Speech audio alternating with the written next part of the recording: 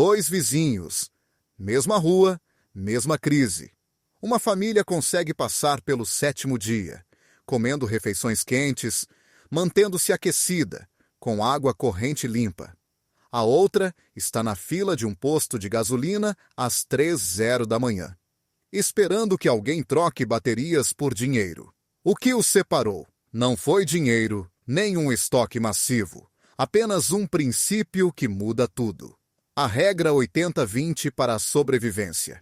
E se você errar isso, cada dólar que gastar em equipamentos de preparação será desperdiçado. Fique comigo, porque vou mostrar exatamente quais 20% dos seus preparativos o ajudarão a superar 80% das emergências reais. E prometo que aquilo em que a maioria dos preppers se concentra nem sequer está nesses 20%. Naquela época, cometi todos os erros possíveis. Comprei equipamentos que nunca usei, armazenei comida que nunca girei, gastei dinheiro em coisas que pareciam táticas, mas não serviram para nada quando importava.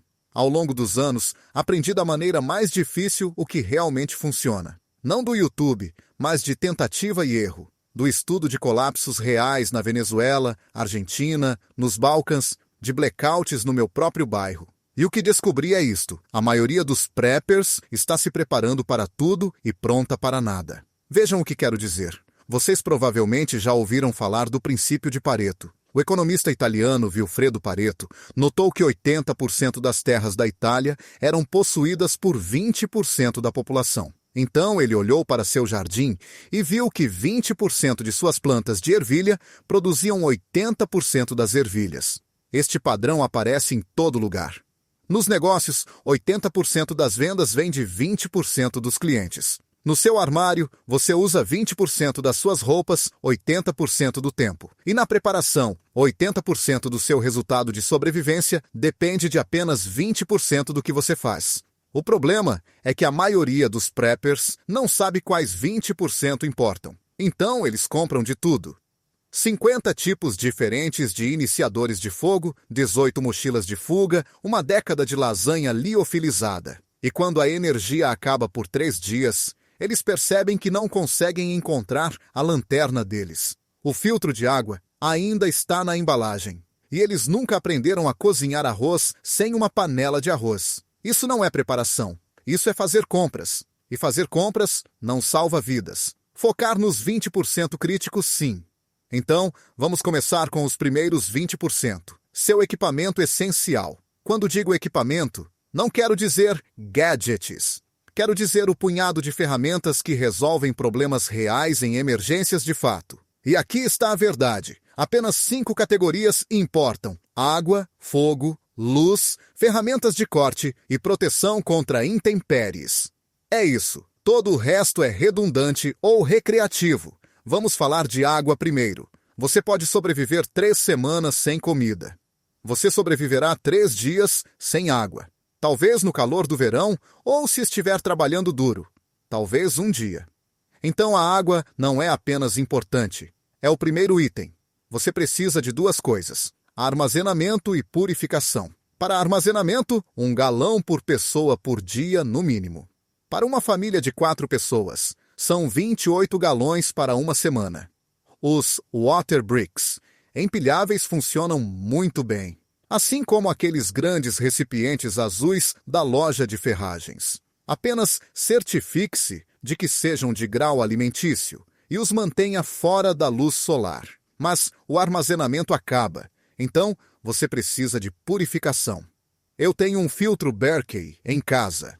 É alimentado por gravidade, então não precisa de energia. Filtra milhares de galões. Para uso portátil, tenho Sawyers Minis em todas as minhas mochilas. 99% de filtragem, dura 100.000 galões, custa $20. Já usei o meu em água de riacho, água de lagoa, até mesmo água de torneira questionável durante uma ordem de fervura. Funcionou todas as vezes. E aqui está o que a maioria das pessoas perde. Você precisa testar seu sistema antes de precisar dele. Encha um balde com água barrenta do seu quintal e filtre-a. Veja quanto tempo leva. Veja se você consegue fazer isso de fato quando suas mãos estão frias e você está estressado.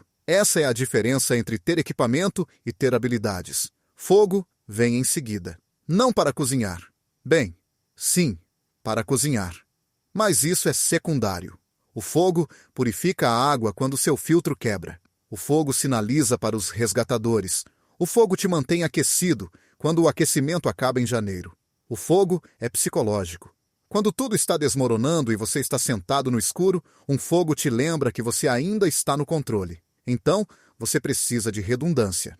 Eu carrego vários isqueiros Bic. São baratos, confiáveis. Funcionam com vento. Mantenho fósforos à prova d'água em um recipiente selado. E tenho uma pederneira no meu kit porque funciona quando todo o resto está encharcado. Mas aqui está o verdadeiro teste. Você consegue acender um fogo com madeira úmida na chuva? A maioria das pessoas pratica em dias ensolarados com gravetos secos e se parabeniza. Isso não é o mundo real. O mundo real é madeira molhada, mãos frias, vento soprando fumaça no seu rosto e você tem 30 minutos de luz do dia restantes. Pratique isso. Encontre alguma casca de bétula. Aprenda onde a fatwood cresce. Mantenha bolas de algodão embebidas em vaselina em um recipiente de filme. Essas coisas realmente funcionam quando as condições são ruins. A luz é subestimada até que você precise dela. A lanterna do seu telefone desliga em 4 horas. E então, eu mantenho lanternas de cabeça, porque ter as mãos livres é importante quando você está tentando cozinhar ou consertar algo. Lanternas LED para iluminação diária. E eu tenho um painel solar que carrega pilhas AAA, porque todas as luzes que eu tenho funcionam com AAA. Padronização importa. Não tenha metade das suas coisas em AAA, metade em CRC23, metade em lítio recarregável. Você só consegue carregar com um laptop sem bateria. Escolha um tipo de pilha e mantenha-se nele. Ferramentas de corte. Você precisa de uma boa faca de lâmina fixa e uma multiferramenta. É só isso. Não uma espada de samurai, não um machado tático. Uma faca que você pode afiar, que mantém o fio e que você realmente usou para tarefas reais. Eu tenho a mesma faca. Mora há 8 anos. Custou-me $15. Eu processei lenha com ela. Abri latas, cortei cordas, limpei peixes. Não é bonita para o Instagram, mas funciona. E um Leatherman, porque às vezes você precisa de alicates ou uma chave de fenda e uma faca, não resolve. Última categoria, proteção contra o clima. Isso é vestuário e a maioria das pessoas ignora completamente. Elas pensam em comida e água e esquecem que a hipotermia mata mais rápido que a fome. Você precisa de camadas base para o frio, camadas externas impermeáveis para a chuva, um bom chapéu, porque você perde a maior parte do seu calor pela cabeça, luvas que realmente permitem usar suas mãos e meias extras. Sempre meias extras. Pés molhados levam a bolhas. Bolhas levam à infecção. Infecção leva à imobilidade. Em um cenário de colapso, isso é uma sentença de morte. Então, isso é o seu 20% principal de equipamento. Filtração de água, início de fogo, fontes de luz, ferramentas de corte, proteção contra o clima. Se você dominar essas 5 coisas, você estará à frente de 95% das pessoas quando um desastre acontecer. Tudo o mais é bom ter. Estas 5 são essenciais, mas equipamento sem habilidades é apenas lixo caro. O que me leva aos segundos 20% críticos. Habilidades. E aqui está o que é incrível. Habilidades não podem ser roubadas, não podem quebrar. Não precisam de baterias. Uma vez que você as aprende, são suas para sempre. Então, quais habilidades importam mais? Fazer fogo em condições reais. Eu já mencionei isso, mas vale a pena repetir. A maioria das pessoas consegue acender um fogo com um isqueiro em um dia ensolarado. Isso não é suficiente. Você precisa ser capaz de fazer isso na chuva, com madeira úmida, quando está com frio e cansado. Eu pratico isso deliberadamente. Eu saio em mau tempo apenas para ver se consigo fazer um fogo. E você ficaria surpreso com o quão difícil é até que você tenha feito algumas vezes. Aprenda a identificar iscas naturais. Casca de bétula se solta em folhas e queima mesmo molhada. Fatwood é pinho cheio de resina. Acende com uma faísca. O algodão de tábua funciona muito bem se você o mantiver seco. Estas são coisas que você encontra na natureza quando o seu iniciador de fogo, comprado em loja, acaba. Obtenção e purificação de água. Um filtro é ótimo, mas e se ele quebrar? Você sabe ferver água? Sabe por quanto tempo deve ferver? 1 minuto ao nível do mar? 3 minutos se você estiver em altitude? Você consegue coletar água da chuva? Você sabe como cavar um poço raso para encontrar água subterrânea? Você consegue identificar fontes de água limpas versus contaminadas? Estas não são perguntas teóricas. Em uma emergência real, sua água engarrafada acaba rápido. Saber onde encontrar mais e como torná-la segura é sobrevivência básica. Primeiros socorros básicos, não apenas curativos, mas habilidades reais de trauma. Você consegue parar um sangramento grave? Sabe quando usar um torniquete e quando não usar? Você consegue imobilizar um osso quebrado, tratar uma queimadura, realizar RCP? Em um colapso, não há como ligar para o 911. Você é o médico. Fiz um curso de primeiros socorros em áreas selvagens há alguns anos. Foi o melhor dinheiro que já gastei. Não se trata apenas de saber o que fazer. Trata-se de manter a calma quando alguém está sangrando e em pânico. Essa é uma habilidade que você não aprende em um livro. Navegação. Se o GPS parar de funcionar, você consegue usar um mapa e uma bússola? Sabe como encontrar o norte sem nenhum dos dois? O sol nasce no leste e se põe no oeste. Musgo cresce no lado norte das árvores. Bem, mais ou menos. Na verdade, ele cresce no lado mais sombrio, que geralmente é o norte, mas nem sempre. O ponto é que você precisa de navegação de backup e precisa praticá-la antes que seu telefone morra e você se perca. Consciência situacional. Esta é a habilidade que ninguém ensina, mas que todos precisam. É a capacidade de ler um ambiente, procurar saídas, perceber quem está te observando, sentir a tensão antes que ela se torne violência. Eu aprendi isso morando em um bairro difícil. Você desenvolve um instinto para quando algo está errado, e esse instinto te mantém fora de situações ruins antes que elas comecem. Entre em qualquer espaço e identifique imediatamente 2 saídas. Observe as mãos, não os rostos. Se uma multidão parece tensa, vá embora. Não espere para ver o que acontece. Essas 5 habilidades: fazer fogo em condições reais, obtenção de água, primeiros socorros, navegação, consciência situacional. Elas são gratuitas para aprender, não podem ser roubadas e salvarão sua vida quando seu equipamento falhar. Agora, vamos falar sobre os terceiros 20%. E este é desconfortável porque a maioria dos preparadores não quer ouvir. A preparação mais importante não é seu equipamento ou suas habilidades, é a sua mente. A mentalidade é o que separa sobreviventes de vítimas. E a maioria das pessoas não a treina de forma alguma. Aqui está o porquê a mentalidade importa. Você pode ter toda a comida, água e equipamento do mundo, mas se você entrar em pânico quando as coisas derem errado, nada disso ajuda. Eu vi isso em primeira mão. Durante um blackout há alguns anos, alguns vizinhos estavam calmos. Eles acenderam velas, cozinharam no fogão de acampamento, jogaram cartas com as crianças. Outros estavam perdendo a cabeça na segunda hora, andando de um lado para o outro, discutindo, tomando decisões ruins. Mesma situação, mentalidade diferente, resultado diferente. Então, o que constitui uma mentalidade de sobrevivência? Primeiro, inoculação de estresse. Você precisa ficar desconfortável de propósito antes de ser obrigado. Vá acampar com mau tempo. Faça um jejum de 24 horas. Entre em um lugar lotado e force-se a procurar saídas.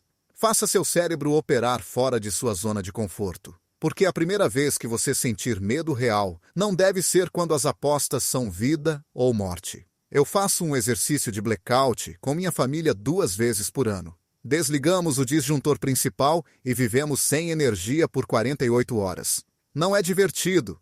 Esse é o ponto. Aprendemos o que funciona e o que não funciona. Encontramos as lacunas em nosso plano. E quando a coisa real acontece, você já fez isso. Segundo, tomar decisões sob pressão. Em uma crise, você não tem tempo para pensar em todas as opções. Você precisa agir. Então, treine-se agora. Jogue o e se. Se a energia acabar por 3 dias, qual é o seu plano? Se você não consegue chegar em casa, para onde você vai? Se alguém invade à noite, o que você faz? Passe por esses cenários mentalmente. Tome decisões com antecedência, para que quando acontecer, seu cérebro entre no piloto automático. Terceiro, controle emocional. O medo é contagioso. Se você perder o controle, sua família perde. Aprendi a usar técnicas de respiração quando estou estressado. 4 segundos inspirando. Segure 4 segundos. 4 segundos expirando. Segure 4 segundos. Repita. Isso força seu sistema nervoso a se acalmar. E funciona. Eu uso antes de conversas difíceis, durante emergências, a qualquer momento em que sinto o pânico se aproximando. Quarto, desapego do normal. Este é o mais difícil. Somos programados para acreditar que as coisas voltarão ao normal. A energia vai voltar. A loja será reabastecida. A ajuda chegará. E essa esperança pode te matar. Porque enquanto você espera o normal retornar, a situação está piorando. Sobreviventes viram a chave rapidamente. Eles aceitam a nova realidade e se adaptam. Eles param de esperar por resgate e começam a resolver problemas. E quinto, propósito. Você precisa de um motivo para continuar. Para mim, é minha família. Eu me preparo para que meus filhos não tenham que ter medo, para que minha esposa não tenha que se preocupar. Esse é o meu porquê. E quando as coisas ficam difíceis, é isso que me mantém em movimento. Se você não tem um motivo, a rotina te desgasta. Então, encontre o seu. Agora, mentalidade não é algo mole. É o fundamento sobre o qual todo o resto se apoia. Cultive-a agora, porque quando as coisas desmoronam, o verdadeiro campo de batalha está na sua cabeça. Certo, vamos mudar de assunto e falar sobre comida e água. Porque é aqui que a maioria dos preparadores gasta mais dinheiro. Eles compram em pânico o que reconhecem em vez do que precisam. E então se perguntam por que sua família não vai comer estrogonofe liofilizado em uma emergência real. Aqui está a realidade. Você não precisa de refeições gourmet. Você precisa de calorias. Você precisa de nutrição. Você precisa de alimentos que armazenem bem, cozinhem facilmente e não exijam refrigeração. É isso. Então, quais são os 20% dos alimentos que te dão 80% dos resultados? Comece com arroz. Arroz branco, não integral. O arroz integral tem óleos que ficam rançosos. O arroz branco armazenado corretamente dura 30 anos. É barato. É denso em calorias. Uma xícara de arroz cru tem mais de 700 calorias. E é versátil. Você pode comê-lo puro, misturá-lo com feijão, fritar com o que tiver. É a base do armazenamento de alimentos. Feijão e lentilha, secos, não enlatados. Feijões enlatados são convenientes, mas são principalmente água. Você está pagando por peso e ocupando espaço. Feijões secos, armazenados em sacos Mylar com absorvedores de oxigênio, duram décadas. Eles são proteína, fibra, são saciantes. E quando você combina arroz e feijão, você obtém uma proteína completa. Você poderia literalmente viver apenas com essas duas coisas. Aveia para o café da manhã, macarrão para a variedade, proteínas enlatadas como atum, frango ou spam. Eu sei que spam parece nojento, mas é carne estável na prateleira que dura anos e fornece gordura e calorias quando você precisa. Manteiga de amendoim, leite em pó, cubos de caldo para sabor e especiarias. Não subestime as especiarias. Quando você está comendo os mesmos alimentos todos os dias, um pouco de cominho ou pimenta em pó faz uma enorme diferença no moral. E aqui está o que a maioria das pessoas esquece. Você precisa girar seus alimentos. A cada 6 meses, pegue seus alimentos armazenados e cozinhe com eles. Substitua por estoque fresco. Dessa forma, você está sempre usando o que tem e sabe que sua família realmente vai comer. Aprendi isso da maneira mais difícil. Armazenei um monte de grãos de trigo, pensando em moê-los para fazer farinha. Então percebi que nunca havia usado um moedor de grãos e não sabia como. Então, aquele trigo ficou no meu porão sem fazer nada. Agora eu só armazeno o que eu realmente cozinhei. A propósito, porque eu sei que o armazenamento de alimentos pode parecer avassalador, especialmente quando você está apenas começando, eu preparei um guia gratuito para você. Chama-se Como Transformar 50 ROIs em um Suprimento de Alimentos para 90 Dias. Este guia inclui a lista de compras exata que eu uso, marcas específicas, preços específicos, 37 itens que a maioria das pessoas nunca pensa em estocar, truques simples de armazenamento que funcionam em qualquer casa ou apartamento, e refeições de emergência que você pode fazer sem combustível para cozinhar ou eletricidade. É completamente grátis. Vou colocar o link na descrição e fixá-lo nos comentários. Basta pegá-lo e você terá um plano comprovado que pode começar a usar hoje. Agora, vamos falar sobre cozinhar essa comida. Porque a comida é inútil se você não conseguir aquecê-la. Você consegue cozinhar se a energia acabar? A maioria das pessoas não consegue. Elas têm um fogão elétrico, um micro-ondas e nenhum plano de backup. Então, quando a rede elétrica cai, elas estão comendo feijão frio direto da lata. Isso não é sustentável. Você precisa de um método de cozimento de backup. Eu tenho um fogão de acampamento com botijões de propano, pequeno, portátil, fácil de usar. Eu também tenho um fogão a foguete. Você pode construir um você mesmo ou comprar um por $30. Ele queima galhos e pequenos ramos. Altamente eficiente, não precisa de muito combustível. E em um cenário de longo prazo, onde o propano acabe, um fogão a foguete te mantém cozinhando indefinidamente. Mas aqui está o segredo. Teste seu sistema. Uma vez por mês, eu cozinho uma refeição completa usando apenas meu equipamento de backup. Sem energia, sem fogão a gás. Apenas meu fogão de acampamento ou fogão a foguete. E eu cronometro, porque, em uma emergência real, você não quer descobrir que leva 1 hora para ferver água e você só tem 20 minutos de luz do dia restantes. Mantenha a simplicidade. Arroz, feijão, aveia, macarrão, proteína enlatada, manteiga de amendoim, especiarias, 1 galão de água por pessoa por dia. Uma maneira de filtrar mais e uma maneira de cozinhar sem energia. Isso é o seu 20% que lida com 80% das suas necessidades. Agora, o quinto 20% crítico, energia. E é aqui que as pessoas perdem completamente o controle. Elas acham que precisam recriar todo o seu estilo de vida moderno. Geladeira funcionando, luzes em todos os cômodos, TV ligada, máquina de fazer toffee funcionando. E esse é o erro, porque 80% da energia que você pensa que precisa é luxo disfarçado de necessidade. Em uma situação real de queda da rede elétrica, o que você realmente precisa? Dispositivos médicos. Se alguém na sua família depender deles. Comunicação, iluminação. É isso. Sua geladeira é uma devoradora de energia. Depois de 2 dias, a maioria dos alimentos estraga de qualquer maneira. Deixe-a ir. Concentre-se nas coisas que te mantêm vivo, informado e funcional. Dispositivos médicos vêm primeiro. Se alguém precisa de CPAP, oxigênio ou refrigeração de insulina, essa é a sua prioridade número 1 de energia. Nada mais importa até que essas necessidades sejam atendidas. Adquira um gerador solar ou banco de baterias dimensionado para essa carga e teste-o regularmente. Comunicação. Um rádio de manivela te mantém atualizado sobre ordens de evacuação, clima e o que está acontecendo na sua área. Sem informações significa sem decisões informadas. E isso é perigoso. Eu tenho um pequeno rádio de emergência que funciona com pilhas AA ou manivela. Custou-me $25. Ele me salvou várias vezes durante tempestades quando eu precisava saber se um tornado estava chegando. Iluminação. Luzes LED são incrivelmente eficientes. Um pequeno power bank pode alimentar um farol de cabeça por dias.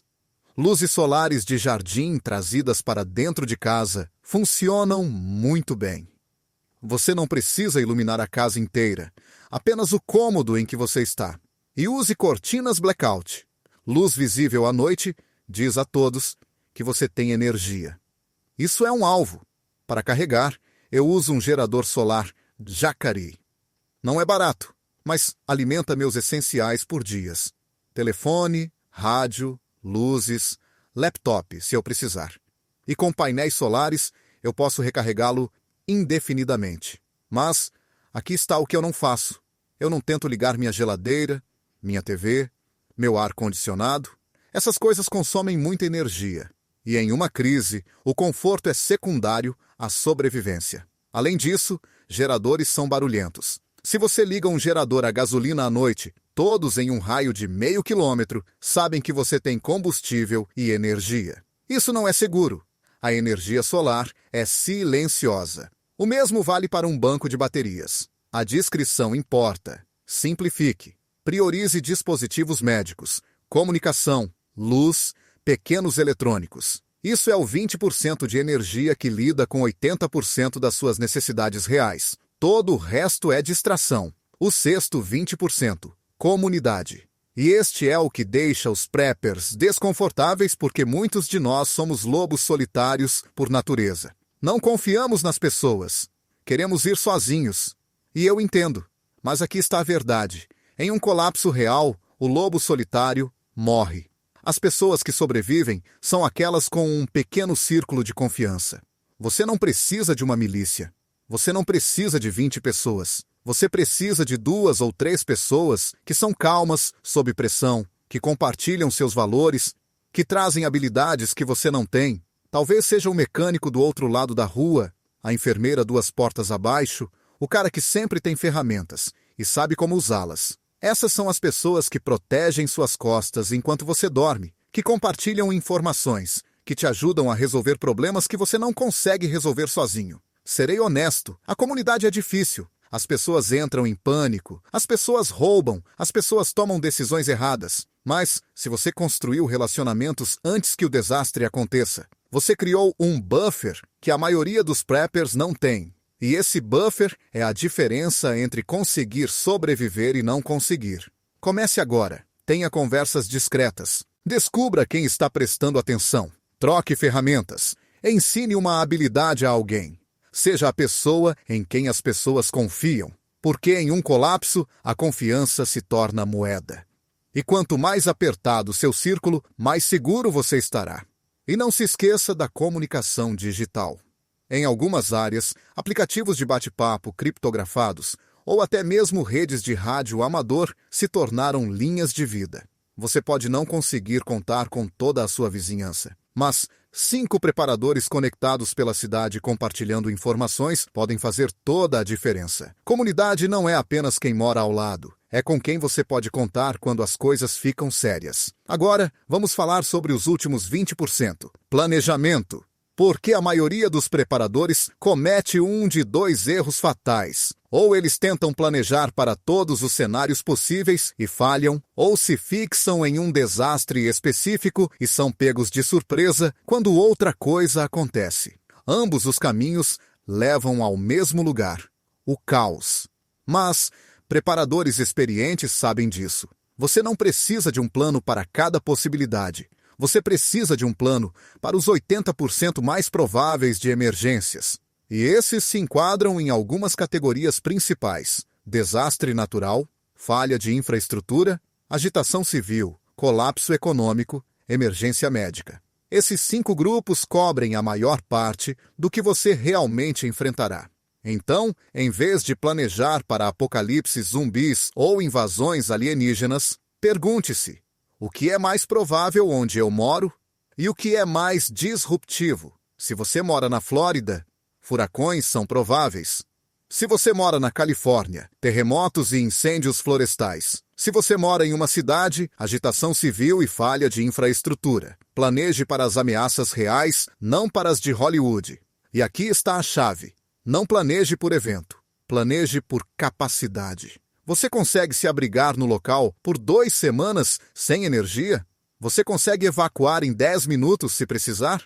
Você consegue purificar a água, cozinhar sem eletricidade, manter-se aquecido sem aquecimento? Essas capacidades cobrem múltiplos cenários. Você não precisa de um plano para furacão, um plano para enchente e um plano para motim.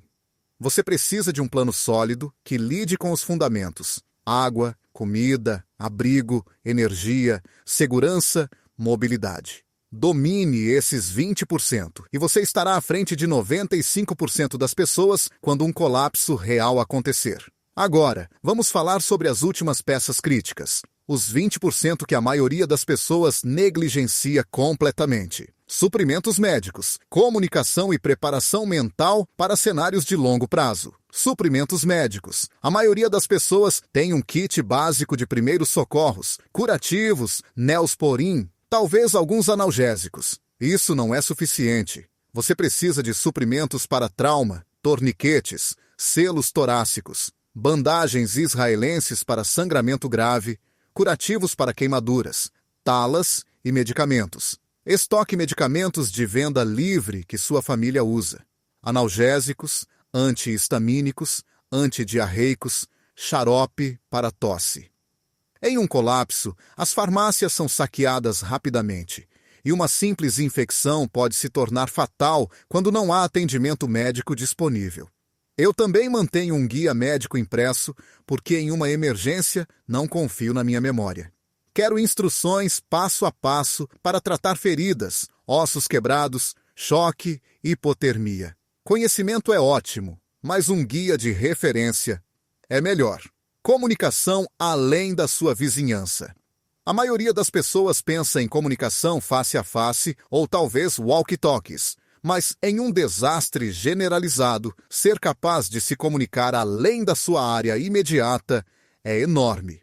O rádio amador é o padrão ouro. Requer uma licença e algum aprendizado, mas permite que você converse com pessoas a centenas de quilômetros de distância, obtenha atualizações, compartilhe informações, coordene. Se você leva a sério a preparação, obtenha sua licença de rádio amador. Se o rádio amador parece demais, pelo menos adquira um rádio bidirecional de boa qualidade com alcance estendido. E certifique-se de que seu grupo central tenha o mesmo modelo para que vocês possam se comunicar. Preparação mental para o longo prazo. Isso é diferente da mentalidade de curto prazo. Curto prazo é sobre manter a calma em uma crise. Longo prazo é sobre resistência. Porque uma queda de energia de 3 dias é uma coisa, um colapso de 3 meses é outra. Você precisa de rotinas, estrutura, algo para dar significado aos seus dias quando não há trabalho, escola ou rotina normal. Leia livros, jogue, tenha projetos. Essas coisas mantêm sua mente ocupada e previnem o desespero. Além disso, construa flexibilidade em suas preparações. Não presuma apenas que você ficará em casa. Tenha um plano de fuga. Não presuma apenas que você fugirá. Tenha um plano de abrigo no local. A vida real é imprevisível. Quanto mais flexível você for, melhor você se adapta. E mais uma coisa, não anuncie suas preparações. A segurança operacional é importante. Os vizinhos não precisam saber que você tem 6 meses de comida armazenada. Seus colegas de trabalho não precisam saber que você pode purificar água. Mantenha em segredo, porque em um colapso, as pessoas que sabem que você está preparado são as que aparecerão em sua porta pedindo ajuda, ou, pior, exigindo-a. Então, vamos recapitular. A regra 80-20 diz que 80% do seu resultado de sobrevivência vem de 20% das suas preparações. E esses 20% são este equipamento essencial: filtração de água, fogo, luz, ferramentas de corte, habilidades de proteção contra intempéries, acender fogo, obtenção de água, primeiros socorros, navegação, consciência situacional, mentalidade, inoculação de estresse, tomada de decisão, controle emocional, desapego do normal, ter propósito, comida e água, arroz, feijão, aveia, proteína enlatada, uma forma de cozinhar sem energia, 1 galão por pessoa por dia. Energia, dispositivos médicos, comunicação, iluminação, eletrônicos pequenos. Comunidade, 2 ou 3 pessoas de confiança que te apoiam. Planejamento, capacidades, não eventos, simples, flexível, testado, suprimentos médicos, equipamentos para trauma e medicamentos de venda livre, comunicação, rádio e métodos de backup, resistência mental de longo prazo, estrutura e rotinas. É isso. Isso é os 20%. Todo o resto é extra. E aqui está o que aprendi depois de mais de uma década de preparação. As pessoas que sobrevivem não são as que têm mais equipamentos. São as que se concentraram no que importa, que treinaram suas habilidades, que construíram sua mentalidade, que mantiveram a simplicidade e testaram seus planos. Então, quero ouvir de você. O que está nos seus 20%? Qual é o equipamento, habilidade ou hábito que você jura que funciona? Aquilo que se provou repetidamente?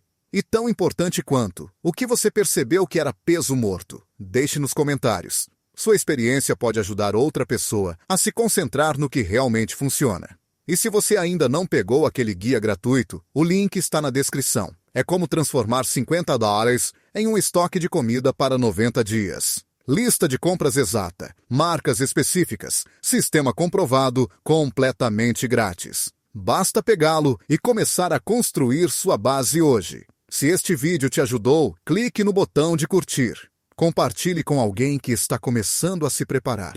Inscreva-se se quiser mais conteúdo prático e sem rodeios sobre sobrevivência. E lembre-se, a preparação não é sobre medo.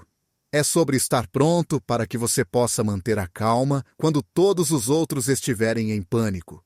É sobre assumir a responsabilidade pela segurança da sua família. E é sobre focar nos 20% que realmente importam. Mantenha a calma. Fique pronto e te vejo no próximo.